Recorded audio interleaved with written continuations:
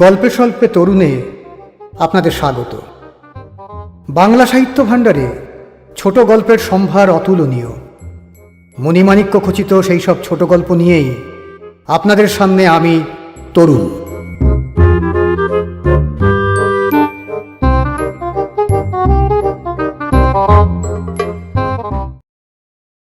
আজকের গল্প ৩৫ বছর।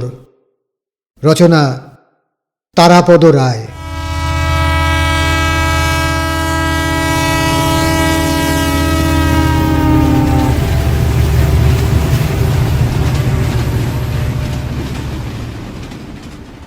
এমনিতেই এ লাইনে তখন ট্রেন চলাচল কম, তার উপরে রবিবারের বিকেল, ১.৫ ঘন্টা ২ ঘন্টা পরে এক একটা গাড়ি। যদিও কলকাতার খুব কাছে, ১৫-২০ মাইলের মধ্যে, মানে এখনকার হিসেবে ২৫-৩০ কিলোমিটার হবে। এদিকটায় জগন্ময় তার আগে কখনো আসেনি। দেখতে দেখতে ৩৫ বছর পার হয়ে গেল। তখনও কিলোমিটার কিলোগ্রামের যুগ আসেনি, সবে নয়া পয়সা চালু হয়েছে। কিলোমিটার কিলোগ্রাম ধীরে ধীরে আসছে। পুরনো গল্পটা মনে পড়ায় হাসি পেল জগন্ময়ের। কে যেন বাজারে গিয়ে ৫০০ আলু চেয়েছে। তখনও দোকানদার গ্রামে কেজিতে অভ্যস্ত হয়নি। হিসেবটাই তার কাছে বোধগম্য নয়। ক্রেতা আলুওয়ালার কাছে বাজারের ব্যাগটা রেখে মাছ কিনতে গেছে। ফিরে এসে দেখে ব্যাগ ভর্তি আলু। দোকানদার গুনে গুনে ৫০০ আলু তুলে ওজন করে থলেতে ভরে দিয়েছে। ৩৫ বছর আগের একটা হালকা গল্প। এখন আর এ গল্পে কেউ মজা পাবে না। স্টেশনের প্ল্যাটফর্মে দাঁড়িয়ে জগন্ময় পেছনের দিকে তাকালো। শুধু একটা হালকা হাসির গল্প, আর কিছু নয়, কিছুই নয়।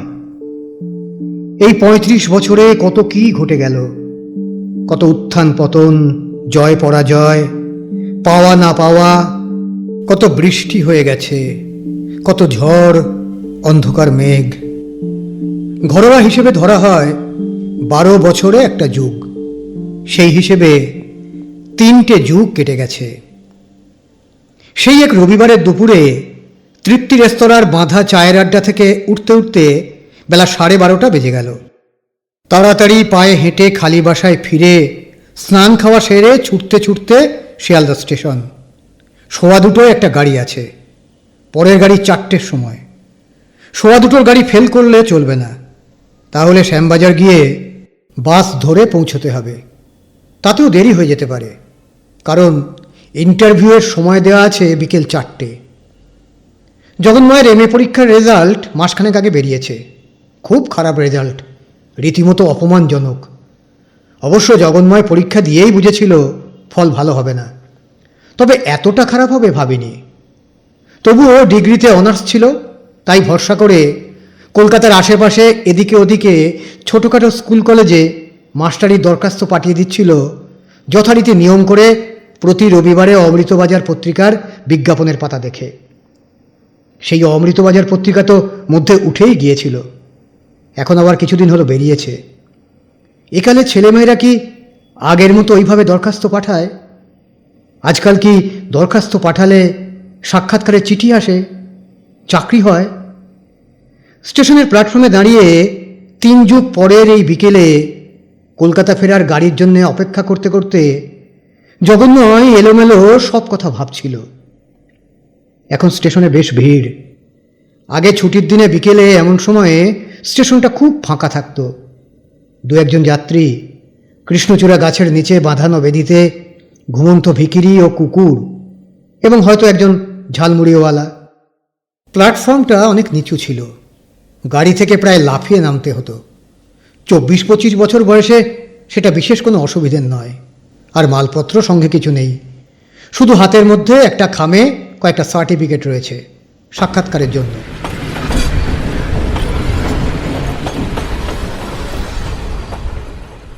পুরো ট্রেনটা থেকে মাত্র 10-15 জন লোক নামলো।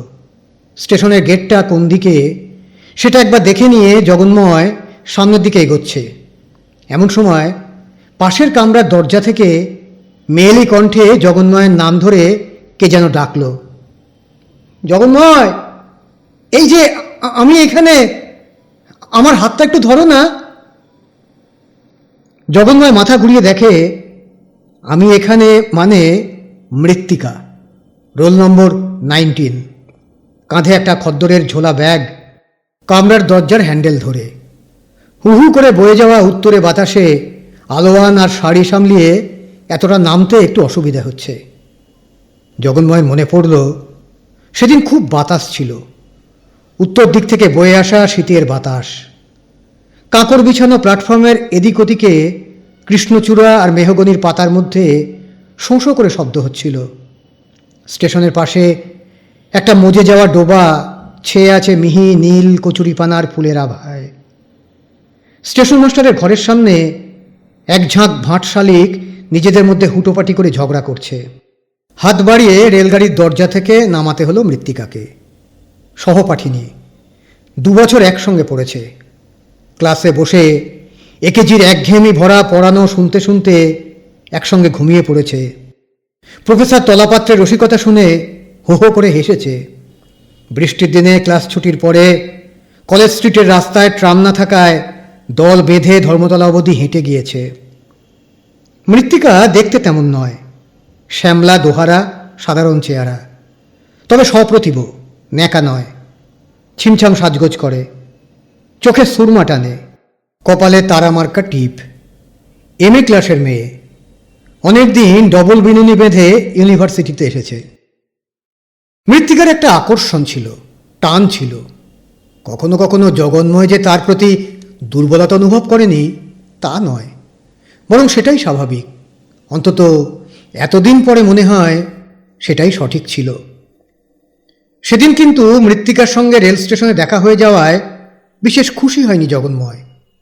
তার একটা কারণ, মৃত্তিকা মেয়েটা ফাজিল। জগন্ময় স্বভাবত একটু গম্ভীর চরিত্রের লোক। জগন্ময় জানে, 2-1 বার পেছন থেকে নিজেই শুনেছে মৃত্তিকা তাকে জগা বলে, যদিও এখন সামনাসামনি জগন্ময় বলছে। কিন্তু এটা খুব বড় কথা নয়। আজ মৃত্তিকাকে দেখে খুশি না হওয়ার দ্বিতীয় কারণটি খুব জটিল। একটা স্কুলে তো আর 2 জন মাস্টার নেবে না একই বিষয়ে। নতুন হায়ার সেকেন্ডারি চালু হয়েছে, বিষয় অনুযায়ী শিক্ষক নিয়োগ হচ্ছে। ব্যয় সংকুলন করতে গিয়ে মফস্বলের উচ্চ মাধ্যমিক বিদ্যালয়গুলো সহশিক্ষামূলক হয়ে গেছে। রাতারাতি এই বৈপ্লবিক পরিবর্তন জনসাধারণ মেনে নিয়েছে। নিশ্চয়ই মৃত্তিকাও একই স্কুলে ইন্টারভিউ দিতে এসেছে। তাছাড়া এই অবেলায় এইরকম একটা স্টেশনে কি করতে আসবে? মৃত্তিকার রেজাল্ট জগন্ময়ের চেয়ে অনেক ভালো। জগন্ময়ের গম্ভীর চিন্তান্বিত মুখ দেখে মৃত্তিকা বোধহয় তার মনের কথাটা ধরতে পেরেছিল। স্টেশনের গেট দিয়ে বেরোতে বেরোতে মৃত্তিকা বলল, মানদায়িনী কৃষ্ণভামিনী, তাই তো? মৃত্তিকার কথায় জগন্ময়ের খেয়াল হলো যে স্কুলটা ইন্টারভিউ দিতে যাচ্ছে সেটার ওই রকম একটা যাচ্ছে তাই নাম, মানদায়িনী কৃষ্ণভামিনী উচ্চতর মাধ্যমিক বিদ্যালয়। স্টেশনের বাইরে পানের দোকানে এসে জিজ্ঞাসা করতে দোকানদার বলে দিল, এখান থেকে পশ্চিমে মাইল 2 রাস্তা, রিক্সা ভাড়া নেবে 8 আনা। হ্যাঁ, 8 আনার বেশি দেবেন না, ওইটাই রেট। আরে বকুল! পানওয়ালার ডাক শুনে একটা রিক্সা এসে সামনে দাঁড়ালো। একটু ইতস্তত করে দুজনে একই রিক্সায় উঠল। চেপা সিটে যতটা শরীর বাঁচিয়ে বসা যায় সেইভাবে বসে জগন্ময় প্রায় স্বগতোক্তির মতো বলল, ব্যাপারটা ঠিক হলো না। জগন্ময়ের কথার মানে বুঝতে পেরেও একটু ঠোঁট টিপে হেসে মৃত্তিকা বলল, কোন ব্যাপারটা? এবড়ো খেবড়ো খোয়ার রাস্তায় রিক্সা চলছে, তখনও এদিকে পিচের রাস্তা হয়নি। উঁচু নিচু পথের রিক্সার ঝাঁকুনিতে জগন্ময় মৃত্তিকার সঙ্গে যেটুকু দূরত্ব রাখতে চাইছিল সেটুকু রাখতে পারছিল না। জগন্ময় এমনিতেই একটু শীতকাতুরে, গায়ে মোটা গোলগলা সোয়েটার, সেটাই 2 দেহের মধ্যে যেটুকু ব্যবধান সম্ভব তাই রক্ষা করার চেষ্টা করছে। মৃত্তিকার কোনো বালাই নেই। সে ভালো করে আলোয়ানটা গায়ে জড়িয়ে নিয়েছে। আলোয়ানের মাঝখানটা ঘোমটার মতো করে মাথায় তুলে দিয়েছে কান দুটো ঢেকে। 4টে ইন্টারভিউ, এখন 3:30 বাজে, ঠিক সময়েই পৌঁছানো যাবে। এরকম রাস্তায় যত জোরে চালানো সম্ভব ততটাই জোরে রিক্সাওয়ালা চালাচ্ছে। শীতের বিকেলের জমজমাট হাওয়ায় তার মুখে হিন্দি গানের কলি, রমাইয়া বতা ভাইয়া, রমাইয়া বতা ভাইয়া, রমাইয়া বতা ভাইয়া।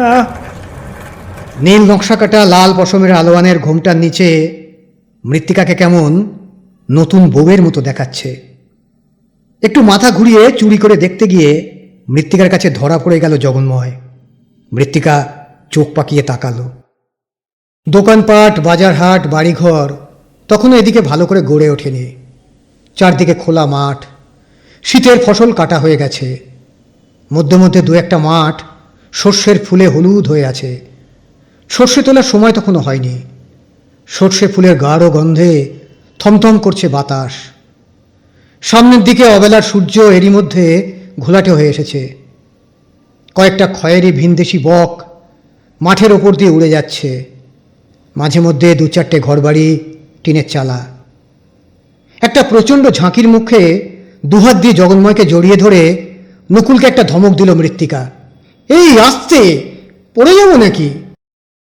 রিক্সাটা একটু থিতু হতে জগন্ময় আবার অনুযোগ করল, ব্যাপারটা ঠিক হচ্ছে না। এবার মৃত্তিকা আর কথা ঘোরালো না। মুখ ঘুরিয়ে সরাসরি জগন্ময়ের চোখে চোখ রেখে জিজ্ঞাসা করল, কোন ব্যাপারটা? এই রিক্সায় পাশাপাশি বসে জোরাজোরি করে যাওয়া? আমরা কি শখ করে যাচ্ছি? জগন্ময় চুপ করে রইল। কিন্তু মৃত্তিকা ছেড়ে দেওয়ার মেয়ে নয়। বাঁকা হেসে প্রশ্ন করল, তোমার কি মনে হচ্ছে তোমার পাশে গা লাগিয়ে রিক্সায় যেতে আমার খুব আহ্লাদ হচ্ছে? একটু থতমত খেয়ে জগন্ময় বলল, সেসব কিছু বলছি না, মফস্বল এলাকা তো, কে কি ভাববে, স্কুল কমিটির লোকেরা দেখে ফেললে কেলেঙ্কারি হবে, দুজনের কাউকেই কাজ দেবে না। মৃত্তিকা পাল্টা প্রশ্ন করল, স্কুল কমিটির লোকেরা আমাদের কি আগে দেখেছে? রিক্সা দেখে চিনবে কি করে? জগন্ময় মাথা ঘামালো, কিন্তু স্কুলের সামনে যখন রিক্সা থেকে নামব? মৃত্তিকা বলল, আমরা স্কুলের সামনে নামবো কে বলল? অনেক আগেই নেমে পড়ব। কিন্তু ততক্ষণে দেরি হয়ে গেছে। কথায় কথায় দুজনের কেউ খেয়াল করেনি একটা ছোট মতো বাজার পেরিয়ে রিক্সাটা স্কুল কম্পাউন্ডের মধ্যে ঢুকে গেছে। অতঃপর যা হওয়া সম্ভব, জগন্ময় মনে মনে যা আশঙ্কা করেছিল তাই হলো। মানদায়িনী কৃষ্ণভামিনী বিদ্যালয়ের দপ্তরি থেকে স্কুল কমিটির মাননীয় সভাপতি পর্যন্ত ধরে নিলেন এরা স্বামী স্ত্রী, এবং সেই ভেবে দুজনের সাক্ষাৎকার একই সঙ্গে নেওয়া হলো। ইন্টারভিউ নেওয়ার সময় এক ভদ্রলোক, অতুলেন্দ্রবাবু, তিনি স্কুল কমিটির সম্পাদক, এমনিতে নিকটবর্তী মহকুমা আদালতে মুক্তারি করেন, সরাসরি জিজ্ঞাসা করলেন, আপনাদের সন্তানাদি কি?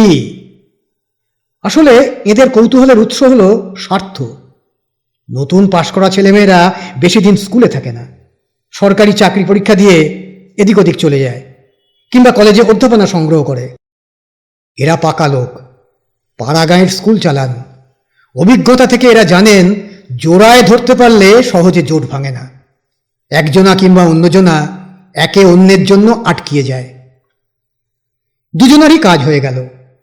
দুজনারই বিষয় ইতিহাস হওয়ায় কোনো অসুবিধা হলো না। কারণ জগন্ময় কিংবা মৃত্তিকা যেটা বুঝতে পারেনি, একই নাম, একই স্কুল কমিটি হলেও আসলে দুটো স্কুল, একটা ফর বয়েজ, অন্যটা ফর গার্লস। আগে শুধু ছেলেদের স্কুল ছিল, কিন্তু গত 10-12 বছরে ফাঁকা মাঠ আর পতিত জমির মধ্যে এই পুরনো গ্রামের চারপাশে অনেক উদ্বাস্তু উপনিবেশ গড়ে উঠেছে। সেখান থেকে ছেঁড়া জামা, ছেঁড়া ফ্রক পরা খালিপা ছেলেমেয়েরা পড়তে আসছে। জগন্ময় আর মৃত্তিকার চাকরি হয়ে গেল। গার্লস স্কুল তৈরি হচ্ছে, সেখানে তাদের জন্য নতুন কোয়ার্টারও বানানো হবে। ফেরার পথে সেই একই রকম রিক্সা। এবার আর খুব সংকোচ নেই জগন্ময়ের। খুব সহজভাবেই মৃত্তিকার শরীরে শরীর লাগিয়ে রিক্সা এলো স্টেশনে।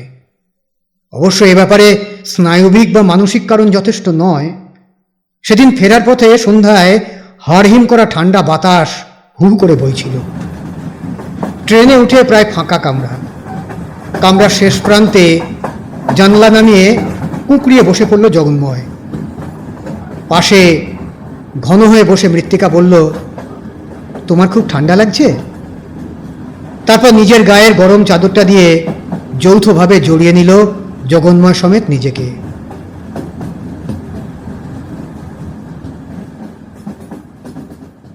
এরপরে আর একবার মাত্র দেখা হয়েছিল মৃত্তিকার সঙ্গে জগন্ময়ের। মৃত্তিকা মানদায়িনী কৃষ্ণভামিনী বালিকা বিদ্যালয়ের চাকরিতে এসে 1 সপ্তাহ পড়ানোর পর চলে যায়, আর আসেনি, কোনো খবরও দেয়নি। জগন্ময় এসেছিল, শুধু আসেনি, গত 35 বছর ধরে কাজ করে গেল। তবে সে এখানে থাকেনি, কলকাতার ভাঙা বাড়ি থেকে ডেলি প্যাসেঞ্জারি করেছে। স্কুল কর্তৃপক্ষ প্রথমে একটু আপত্তি করেছিলেন, পরে মেনে নেন। জগন্ময়ের পক্ষে মৃত্তিকার খোঁজ নেওয়া সম্ভব হয়নি।